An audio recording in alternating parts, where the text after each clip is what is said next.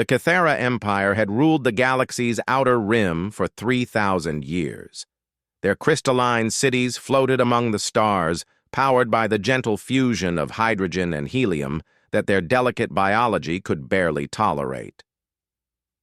Ambassador Zethka stood before the great communication array, her translucent fingers trembling as she activated the emergency broadcast system for the first time in her species' recorded history. "This is Ambassador Zethka of the Cathara Empire, broadcasting on all emergency frequencies across known space," she began, her voice carrying the melodic tones that her people were famous for. "We are under attack by an unknown force. Our worlds are falling one by one. We require immediate assistance from any civilization capable of military intervention." The message rippled outward through subspace, carrying with it data packets showing the devastation. Entire systems had gone dark. The attackers called themselves the Hegemony, and they consumed worlds like a plague. Their ships were massive. Their weapons turned planets to slag, and their appetite seemed endless. Across the galaxy, dozens of species received the distress call.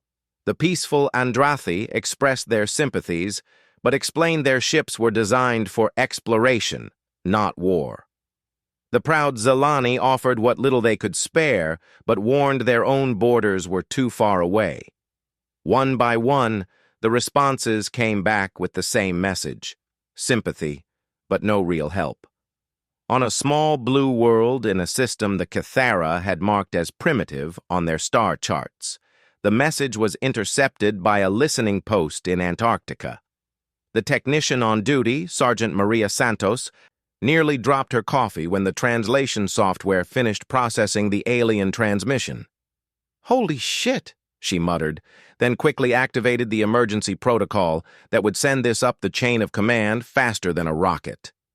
Within hours, the message had reached Admiral Chen Wei aboard the UES Meridian, humanity's flagship stationed at the edge of their solar system.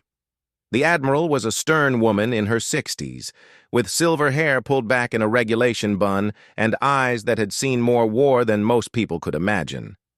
She reviewed the transmission 3 times before calling her senior staff to the briefing room. "Ladies and gentlemen," she began, her voice echoing in the chamber, "we've just received what appears to be a genuine distress call from an alien civilization. They're asking for military assistance." The room fell silent. Commander Jackson, her tactical officer, was the first to speak. "Admiral, this could be a trap. We've always assumed we were alone out here." "I'm aware of the risks, Commander, but look at this data." Admiral Chen activated the holographic display, showing the hegemony's path of destruction. "If this is real, and this hegemony continues expanding, they'll reach our sector eventually. We might be looking at our future enemy." Captain Rodriguez, the fleet's chief engineer, leaned forward. "Admiral, with respect, we're talking about interstellar warfare. We've barely established a permanent presence beyond Neptune." Admiral Chen smiled grimly. "Captain, humanity didn't become the dominant species on Earth by being cautious. We've been preparing for this possibility since we first looked up at the stars. Project Nemesis has been classified for good reason." The mention of Project Nemesis sent a ripple through the room. Only the highest-ranking officers knew about humanity's secret weapons program, designed specifically for the possibility of hostile alien contact. For 50 years, Earth's best minds had been working on the assumption that if humanity ever met aliens, those aliens might not be friendly. "How long until we can mobilize?" Admiral Chen asked. "The 9th Fleet can be ready in 72 hours, replied Commander Jackson. "Full battle group. 12 dreadnoughts, 30 cruisers, 50 destroyers, and support vessels. Make it happen. And Commander, activate the Prometheus Protocol. If we're going to introduce ourselves to the galaxy, let's make sure they remember the meeting." Meanwhile, Ambassador Zethka waited in her crystalline tower as reports continued to pour in from the front lines. The hegemony had taken another system, this one only 8 light years from the Cathara homeworld. Their ships were unlike anything the galaxy had seen before. Massive, brutally efficient, and apparently unstoppable. "Ambassador," her aide Corwin approached nervously. "We've received several responses to our distress call." Zethka's hope flickered. "Show me." The responses were disappointing but not unexpected. Most species offered moral support and little else. A few had sent small medical ships or offered to take refugees, but none had the military strength to face the hegemony. "There is one more message, Ambassador. It's unusual." The holographic display activated, showing a human woman in a crisp military uniform. Admiral Chen's image was imposing even through the translation matrix, her eyes steady and confident. "Ambassador Zethka, this is Admiral Chen Wei of the United Earth Fleet. We have received your distress call and are prepared to render military assistance. Our task force will arrive at your coordinates in approximately 6 standard days. Hold your position and await our arrival. Message ends." Zethka stared at the image for a long moment. "Corwin, what do we know about this species? These humans?" Her aide consulted his datapad nervously. "Very little, Ambassador. Our long-range surveys marked their system as containing a primitive species that had not yet achieved faster-than-light travel. That survey was conducted only 200 years ago." 200 years? Zethka's voice rose in pitch, a sign of distress among her people. "That's impossible. No species develops interstellar capability that quickly." "Perhaps the survey was in error, Ambassador." Zethka turned back to the star map, watching as another Kythera system went dark. "Perhaps. But what kind of species develops that rapidly? And more importantly, what kind of weapons do they possess?" She would have her answer soon enough. In the depths of space, the United Earth Fleet moved with deadly purpose. The ships were sleek and angular, painted in the matte black that helped them disappear against the cosmic void. Unlike the flowing, organic designs favored by most galactic species, human ships looked like what they were: weapons built for war. Admiral Chen stood on the bridge of the Meridian, watching as her fleet jumped through hyperspace. Each ship in her task force represented the pinnacle of human military technology, designed and built in secret over decades of preparation for this exact scenario. "Admiral," Communications Officer Liu reported, "we're receiving updated intelligence from the Kythera. The enemy force is larger than initially reported, at least 500 vessels of various sizes. And our force? 97 ships, Admiral." Admiral Chen nodded calmly. "Good odds. Alert all ships to prepare for combat operations, and activate the ECM suites. I want us to be ghosts until we're ready to become nightmares." As the human fleet raced toward their first encounter with alien enemies, none of the galaxy's civilizations truly understood what was about to be unleashed. The Kythera hoped for salvation from primitive allies. The hegemony expected to face another weak species ripe for conquest. Both were about to discover that Earth had not been idle during its long isolation. Humanity had spent millennia perfecting the art of war, first against itself, then against the hostile environment of space.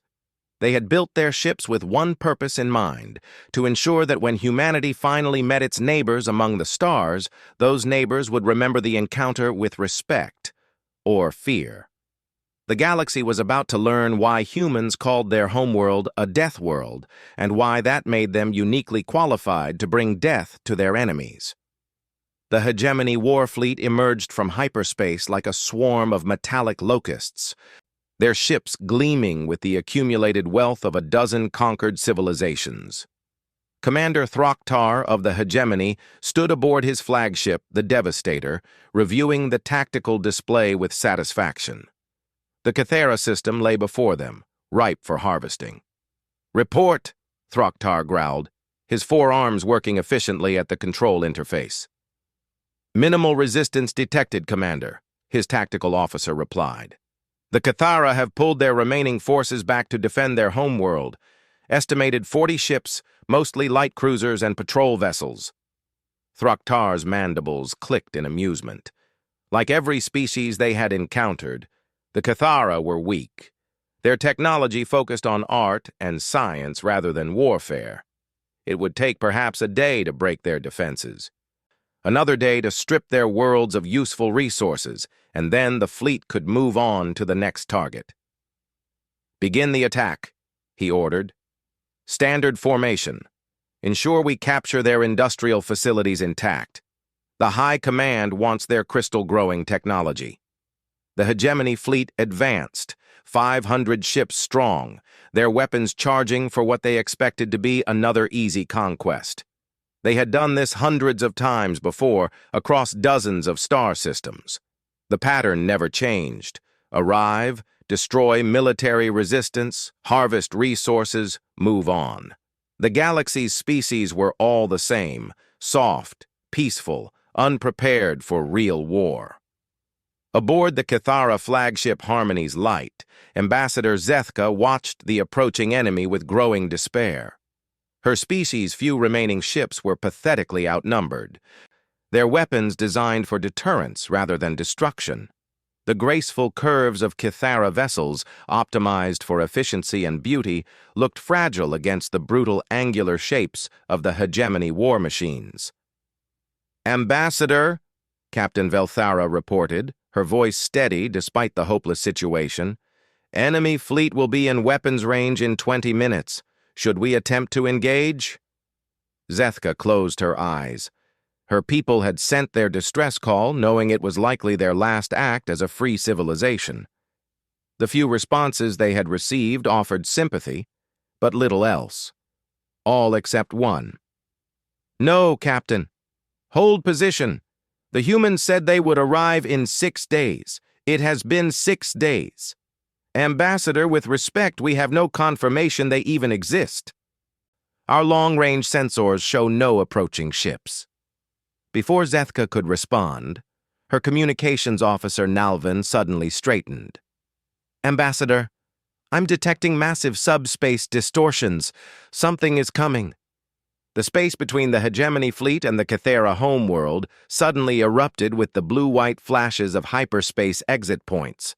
But these weren't the gentle, flowing transitions the galaxy was accustomed to. These exits were violent, tearing reality like wounds as ship after ship emerged from the void. Throcktar nearly fell from his command chair as his ship's proximity alarms began screaming. "What is that?" he demanded, staring at the tactical display in confusion. Where there had been empty space moments before, nearly 100 ships had appeared as if from nowhere. These vessels were unlike anything in the hegemony database. They were angular and aggressive, their surfaces covered in what appeared to be armor plating and weapon systems. Most disturbing of all, they registered as cold on thermal scans. Their heat signatures were so minimal they were almost invisible to standard sensors. "Unknown vessels. You are in violation of hegemony space," Throcktar transmitted, his voice carrying the authority of 500 conquered worlds. "Identify yourselves and withdraw immediately or face destruction." The response came in perfect galactic standard, spoken by a female voice that somehow managed to sound both calm and menacing. "Hegemony Fleet, this is Admiral Chen Wei of the United Earth Fleet.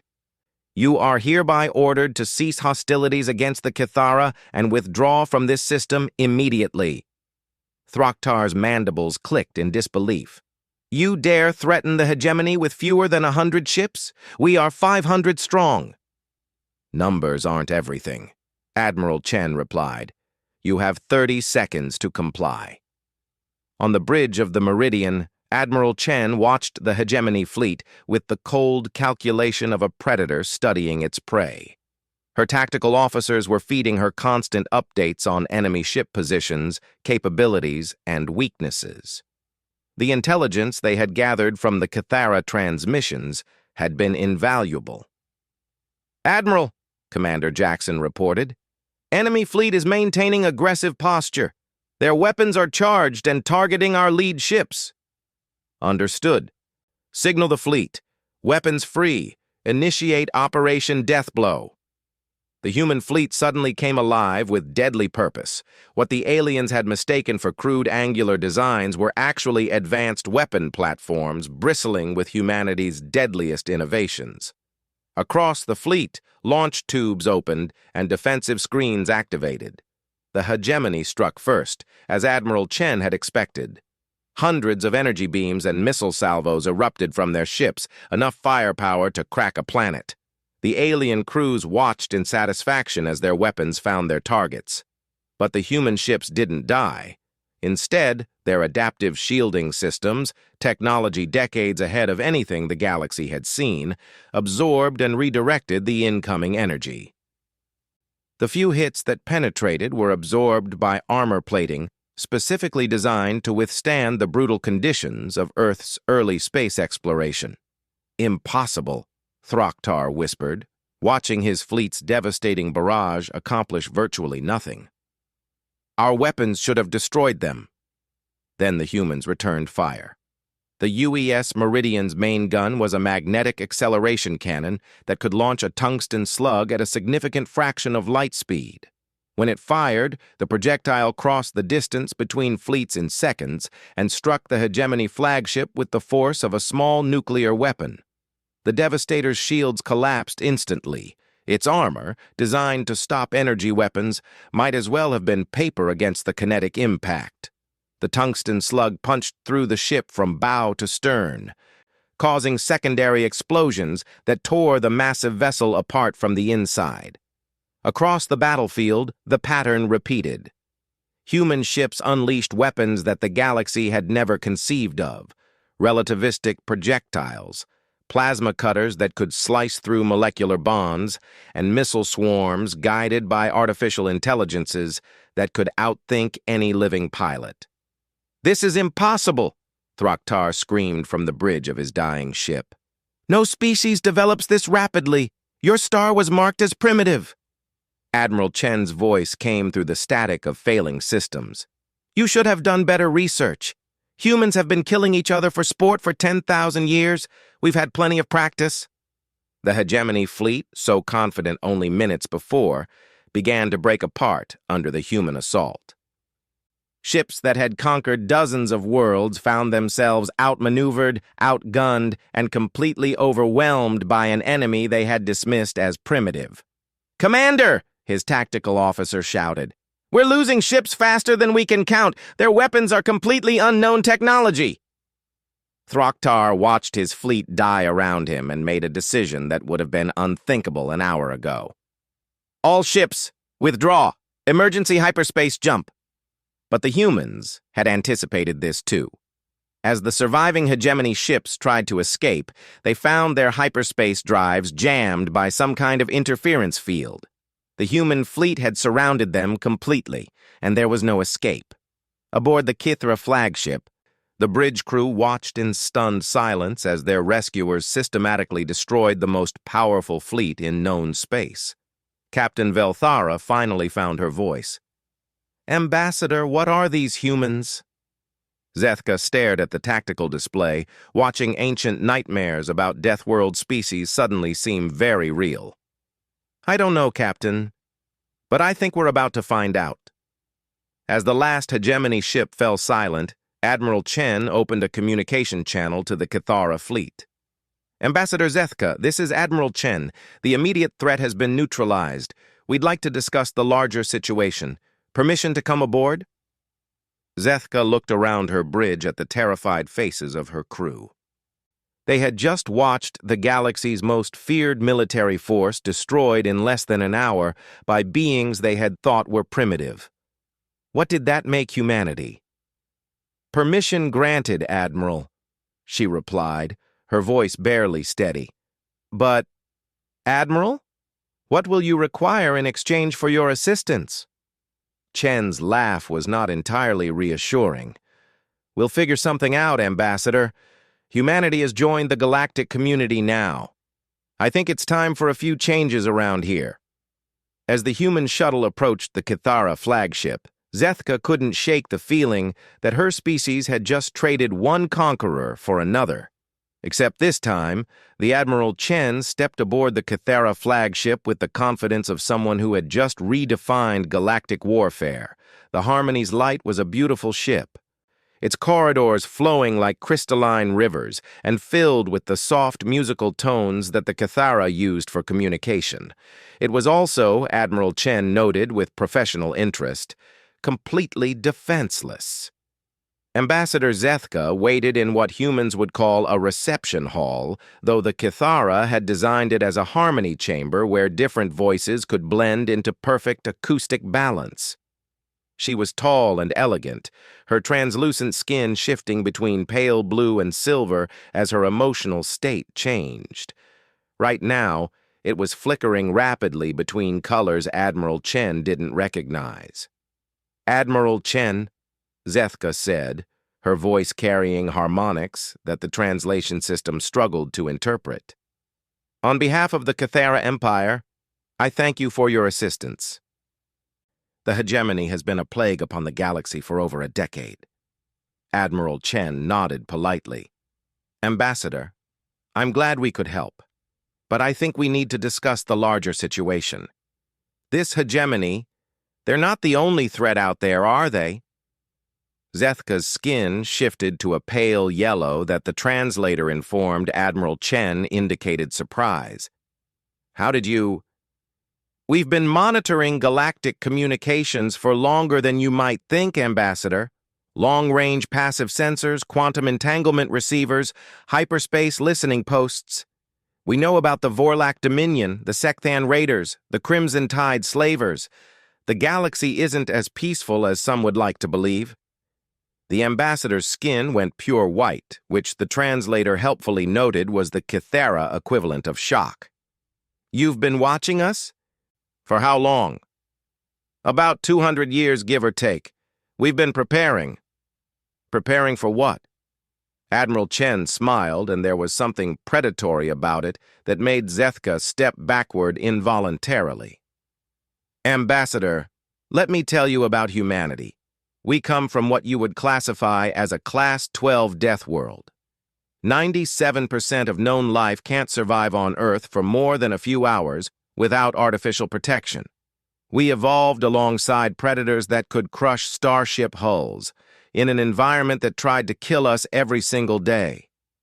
The Admiral activated her personal data pad, projecting holographic images into the Harmony Chamber. "These are some of Earth's native species. This is a great white shark, an aquatic predator that hasn't needed to evolve for millions of years because it's already perfect at killing. This is a polar bear, which can smell prey from 20 kilometers away and run fast enough to catch most vehicles. This is a honey badger, which weighs maybe 30 kilograms, but will fight predators 50 times its size and usually win." Zethka stared at the images with growing horror. Each creature looked like something from her people's darkest nightmares. "And this," Admiral Chen continued, "is a human child learning to swim. We teach our offspring to survive in an environment that would kill most adult galactic citizens in minutes." "Why are you telling me this?" Zethka asked, though she suspected she already knew the answer. "Because you need to understand what you've allied yourselves with. Humanity didn't develop faster than light travel because we're brilliant scientists, Ambassador. We developed it because we're survivors who refuse to be trapped anywhere, including our own solar system." Admiral Chen gestured, and the holographic display changed to show the human fleet. "Every ship you see out there was designed under the assumption that someday we'd meet something that wanted to kill us. We've been preparing for galactic warfare since before most of your civilization learned to harness fire. But your star system was marked as primitive." "Exactly. We wanted it that way." Admiral Chen's expression hardened. "Do you know how many species we've detected over the past 2 centuries that could have easily conquered Earth if they'd known we were there? 47. So we stayed hidden, we learned, and we prepared." The implications hit Zethka like a physical blow. "You've been conducting intelligence operations against us for 200 years. Against everyone, Ambassador. We have detailed files on every major galactic power, their military capabilities, their political structures, their economic systems. We know which species are threats and which are potential allies. And which category do we fall into? Admiral Chen studied her for a moment. That depends on what happens next. Before Zethka could respond, Commander Jackson's voice came through Admiral Chen's communicator. Admiral, we're receiving priority communications from the Galactic Council, the Zeridian Republic, and approximately 30 other major powers. They want to know who we are and what we intend. Admiral Chen smiled. Put them through to the ship's main communication array. Full broadcast. It's time for humanity to introduce itself properly to the galaxy. Minutes later, representatives from dozens of species found themselves facing Admiral Chen on their communication screens. The Admiral stood in the Kithara Harmony Chamber, the crystalline beauty of the ship serving as a stark contrast to her military bearing. "Greetings to all listening parties," she began. "I am Admiral Chen Wei of the United Earth Fleet, representing humanity and the Sol system. As of today, humanity is officially joining the galactic community." The responses were immediate and predictable. Voices overlapped as species demanded explanations, protested the violation of their space, or questioned humanity's right to interfere in galactic affairs. Admiral Chen waited for the noise to die down before continuing. "I understand your concerns. Let me address them directly. First, regarding our technology level. We are not primitive. We have been monitoring galactic communications and activities for over 2 centuries while developing our own capabilities." She gestured, and tactical displays showing the destroyed hegemony fleet appeared on every screen. Second, regarding our military capabilities. As you can see, we are prepared to defend ourselves and our allies against any threat. Council Speaker Merthak of the Andrathi was the first to find his voice.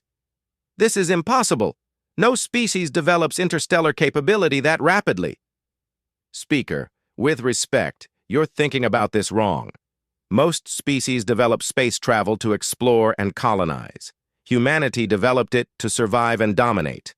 We approached the problem differently, so we got different results." Chancellor Vorim of the Zeridian Republic leaned forward aggressively. "Are you threatening the established galactic order?" Admiral Chen's expression didn't change, but something cold entered her voice. "Chancellor, I'm informing the galaxy that there's a new player in the game. How that affects the established order depends on how reasonable everyone chooses to be." "And if we choose not to be reasonable?" demanded General Crixton of the Sekthon Raiders. This time Admiral Chen's smile was sharp enough to cut. "General, an hour ago the hegemony had 500 ships and considered themselves the most powerful military force in the galaxy. They're no longer a factor in galactic politics. I trust that answers your question." The silence that followed was deafening. Ambassador Zethka watched the proceedings with a growing sense of unreality. An hour ago, her civilization had been facing extinction. Now she was witnessing the political structure of the entire galaxy being reshaped by a species that had been dismissed as primitive just days before. "What do you want?" Speaker Merthak finally asked, his voice barely above a whisper. "Peace, prosperity, and respect for sovereign rights," Admiral Chen replied. "Humanity has no interest in conquest for its own sake. But we will not tolerate aggressive expansionist powers like the hegemony, and we will defend ourselves and our allies against any threat." Chancellor Vorim tried to regain some authority. "The Galactic Council has established procedures for new species joining the community. There are protocols, agreements, cultural exchange programs. Chancellor, I appreciate the invitation, but humanity will be setting its own terms for galactic citizenship. We've had 2 centuries to study your political system, and frankly, we're not impressed." "This is outrageous," General Crixton snarled. "You cannot simply impose yourselves on the galaxy." Admiral Chen's expression turned glacial. "General, I strongly suggest you reconsider your tone. Humanity has identified the Secthan Raiders as a threat to galactic stability. Your slaving operations end now, permanently. You dare threaten the Secthan Empire? We have 600 ships. The hegemony thought numbers mattered too. They were wrong. The implication hung in the air like a death sentence. Admiral Chen was not just announcing humanity's presence. She was reshaping the galaxy's power structure through sheer force of will and superior technology. Ambassador Zethka found her voice. Admiral, what about the Kithara Empire? What role do we play in this new order? Admiral Chen turned to her with something that might have been kindness. Ambassador, your people called for help when they needed it most. Humanity honors its allies. The Kithara Empire will be under Earth's protection for as long as you desire it. And in exchange? Cultural exchange, trade agreements, and access to some of your crystal-growing technology for medical applications. Nothing that compromises your sovereignty or your people's well-being. It was, Zethka realized, a remarkably generous offer from a species that could have simply taken whatever they wanted. There is one more thing, Admiral Chen continued, addressing the gathered representatives. Humanity has compiled extensive intelligence on various criminal and terrorist organizations operating in this galaxy. The Crimson Tide Slavers, the Dark Star Pirates, the Molecular Liberation Front. As of today, these groups are no longer tolerated in human-protected space. We recommend other civilizations take similar action. The message was clear. Join humanity's vision of galactic order, or be removed from the equation. As the communication channels closed one by one, Admiral Chen turned back to Ambassador Zethka. I hope this is the beginning of a productive relationship, Ambassador. Zethka looked at the human admiral, this representative of a species that had hidden in the shadows for centuries before emerging to reshape galactic civilization in the span of a single day. Admiral, she said carefully, I have just one question. Of course. If humanity is this powerful, this prepared, this formidable, why did you wait so long to reveal yourselves? Admiral Chen's smile was genuinely warm for the first time since boarding the Kithara ship. Because, Ambassador, we needed someone worth saving to ask us for help. The galaxy is full of conquerors and empires. But when we heard your people's distress call, we heard something different. We heard someone asking for help to protect their civilization, not to destroy someone else's. She paused, looking out through the Harmony Chamber's crystal walls at the star-filled void. Humanity may be from a death world, Ambassador, but we're not monsters. We just wanted to make sure that when we finally came out of the shadows, it was as protectors rather than conquerors. As Admiral Chen returned to her ship and the human fleet prepared to escort the Kithara vessels to safety, word spread throughout the galaxy. The age of unchallenged aggression was over. The Deathworlders had arrived, and the galaxy would never be the same. For those who preyed upon the innocent, it was a nightmare come to life. For those who sought only to live in peace, it was the answer to prayers they had never dared voice. Humanity had kept its promise.